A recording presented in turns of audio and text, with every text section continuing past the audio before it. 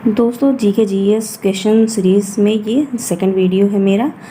जितने भी क्वेश्चन आप सभी को इसमें बताए जाते हैं वो सभी किसी न किसी एग्ज़ाम में आए हुए हैं और यही सारे क्वेश्चन बार बार एग्ज़ामों में रिपीट होते हैं। तो आई होप यह वीडियो आप सभी के बहुत काम का होगा।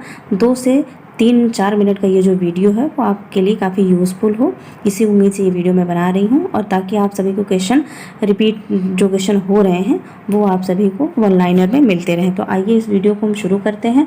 और दोस्तों अगर थोड़ा सा भी आपको ये लगे कि ये आपके काम के क्वेश्चन है तो प्लीज़ लाइक और सब्सक्राइब करके सपोर्ट ज़रूर कीजिएगा। तो चलिए अब हम क्वेश्चन की सीरीज़ को शुरू करते हैं। आज का पहला क्वेश्चन है कि उज्जैन का प्राचीन नाम क्या था। तो उज्जैन का प्राचीन नाम क्या है, वह है अवंतिका। दूसरा क्वेश्चन है संसद के ऊपरी सदन का नाम क्या होता है। तो संसद के ऊपरी सदन का नाम राज्यसभा है। अगला क्वेश्चन है निकट दृष्टि दोष दूर करने के लिए कौन सा लेंस उपयोग किया जाता है। तो निकट दृष्टि दोष को दूर करने के लिए अवतल लेंस का उपयोग किया जाता है।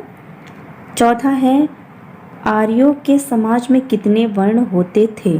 तो आर्यों के समाज में 4 वर्ण होते थे। पहला है ब्राह्मण, क्षत्रिय, वैश्य और शूद्र होते थे। अगला है नटराज की प्रसिद्ध कांस्य मूर्ति किसका उदाहरण है। तो नटराज की प्रसिद्ध कांस्य मूर्ति चोल कला का उदाहरण है। अगला क्वेश्चन है भारत का सबसे बड़ा वाणिज्यिक बैंक का नाम क्या है। तो भारत का सबसे बड़ा वाणिज्यिक बैंक का नाम है भारतीय स्टेट बैंक। अगला क्वेश्चन है ब्याज का दर किस बैंक द्वारा किया जाता है। तो ब्याज का दर केंद्रीय बैंक के द्वारा किया जाता है। अगला है कि गतिरोध और मुद्रास्फीति की स्थिति क्या कहलाती है। तो गतिरोध और मुद्रास्फीति की स्थिति स्टैगफ्लेशन कहलाती है। अगला है विनिवेश का क्या अर्थ होता है। तो विनिवेश का अर्थ होता है सरकार के शेयर निजी कंपनियों को बेचना। और अगला क्वेश्चन है सुलभ मुद्रा से क्या तात्पर्य है। तो सुलभ मुद्रा से तात्पर्य ब्याज की कम दर से होता है। तो दोस्तों ये कुछ इंपॉर्टेंट क्वेश्चन है आप सभी के लिए। आगे नेक्स्ट क्वेश्चन हम देखते हैं। अगला प्रश्न है किसी व्यक्ति के वास्तविक जीवन स्तर का आकलन कैसे किया जाता है। तो किसी व्यक्ति के वास्तविक जीवन स्तर का आकलन प्रति व्यक्ति आय के द्वारा किया जाता है। अगला प्रश्न है विद्या की सबसे पुरानी पीठ का क्या नाम है। यानी यहाँ जहाँ पे शिक्षा प्राप्त की जाती थी सबसे पहले विश्वविद्यालय का नाम क्या है। तो वो है तक्षशिला। अगला क्वेश्चन है वह स्थिति जिसमें कुल आय कुल लागत के बराबर क्या कहलाता है। तो ब्रेक हेवन पॉइंट कहलाता है। अगला है विशेष आर्थिक क्षेत्र की अवधारणा सबसे पहले किस देश ने शुरू की थी। तो विशेष आर्थिक क्षेत्र की अवधारणा सबसे पहले चीन के द्वारा शुरू की गई थी। अगला क्वेश्चन है कैंसर का उपचार के लिए कौन सा रेडियो आइसोटोप होता है। तो कोबाल्ट 60 होता है वो। समुद्री शैवालों में क्या पाया जाता है। तो समुद्री शैवालों में आयोडीन पाया जाता है। ये इंपॉर्टेंट क्वेश्चन है आप सभी के लिए, कई बार पूछा गया है। अगला है पारिस्थितिकी तंत्र में सूर्य ऊर्जा का स्रोत क्या होता है। तो पारिस्थितिकी तंत्र में ऊर्जा का स्रोत सूर्य होता है। ये भी मोस्ट रिपीटेड क्वेश्चन है आप सभी के लिए। कैंसर के उपचार के लिए प्रयुक्त उत्कृष्ट गैस कौन सी होती है। तो वो होती है रेडान।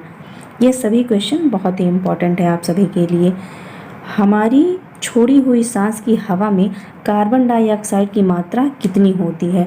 तो हमारी छोड़ी हुई सांस की हवा में कार्बन डाइऑक्साइड की मात्रा होती है 4% की। अगला है कौन सी ग्रंथि रक्तदाब का नियंत्रण करती है। तो एड्रिनल ग्रंथि के द्वारा रक्तदाब नियंत्रित किया जाता है। अगला क्वेश्चन देखते हैं दोस्तों।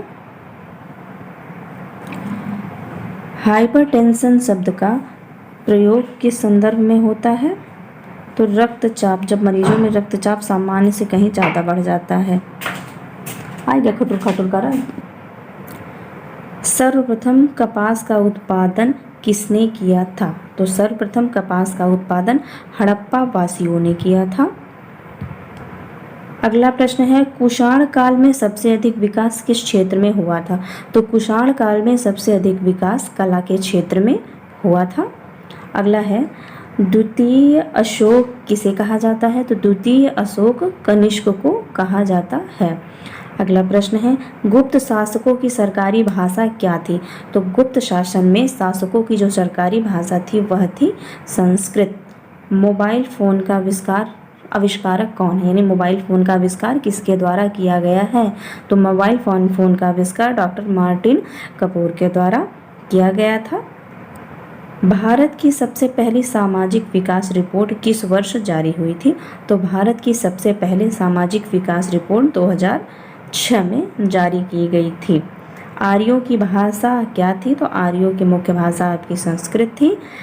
पौधों में खाद्य पदार्थों के परिवहन का कार्य किसके द्वारा किया जाता है?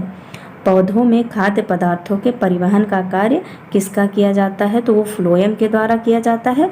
आपसे एक क्वेश्चन है कि आप फ्लोएम तो पौधों में खाद्य पदार्थों के परिवहन का होता है, लेकिन जाइलम का कार्य पौधों में क्या होता है? इस क्वेश्चन का जवाब आपको कमेंट बॉक्स में करना है। अगला क्वेश्चन है, कौन कौन से विटामिन वसा में घुल